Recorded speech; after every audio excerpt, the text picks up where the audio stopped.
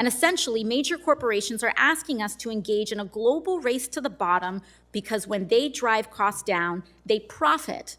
But they use those profits to then surge and skyrocket their own CEO pay and not drive costs down, but to drive them up. These private interests and their allies will say that we need to spark a rush to the bottom in order to compete with China, that we can't afford our 200-year-old mining law, they'll say, because China's mining regulations are weaker, that we can't afford to pay union wages to US auto workers, they'll say, because Chinese auto workers already make less. These race to the bottom arguments prey on a fear of scarcity that is emotionally appealing. But like so many arguments based in fear, this is a false choice. For one, these arguments fail to acknowledge the work the United States can do in other sectors to reduce our reliance on these minerals in the first place. Thank you so much, Chairman Stauber. And thank you to our witnesses for joining us this morning to discuss the U.S. Geological Survey's critical minerals list. Thank you for joining us, gentlemen. Recognizing the foundational role many minerals play in our economy, Congress has recently tasked USGS with creating and regularly updating a list of critical minerals. These are minerals that are deemed essential to U.S. economic or national security and are vulnerable to supply chain disruption. These critical minerals will play a crucial role in our clean energy transition. For example, we use lithium, cobalt, and nickel, among many other minerals, in batteries for electric vehicles, in wind turbines, and solar panels, all renewable energy technologies that will help us end our reliance on polluting fossil fuels and stave off the worst effects of the climate crisis. Critical minerals will be especially important for the transition of our transportation sector. Transportation is currently the #1 source of carbon emissions in the United States, which makes this sector crucial to decarbonizing quickly.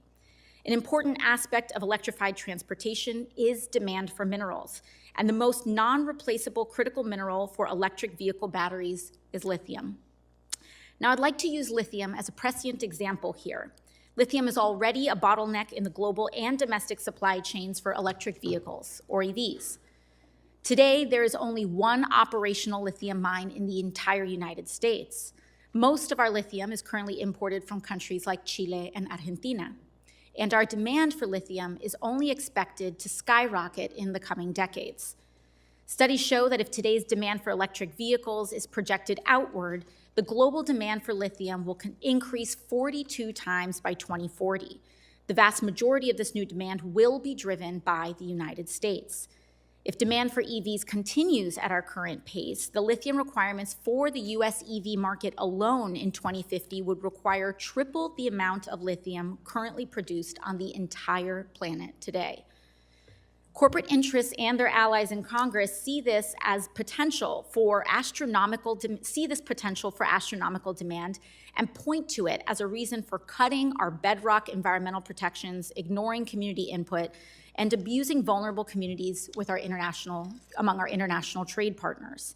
A recent study by UC Davis and the Climate Community Project shows that by increasing mass transit options, bringing EV batteries in line with other nations, and creating a robust battery recycling system, we can reduce our dependence on lithium by as much as 92%.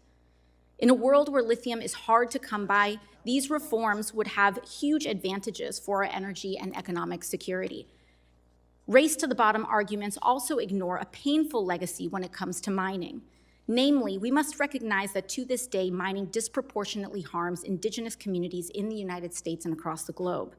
In the US, 97% of known nickel deposits, 89% of copper, 79% of lithium, and 68% of cobalt, all critical energy transition minerals, are within 39 miles of tribal lands.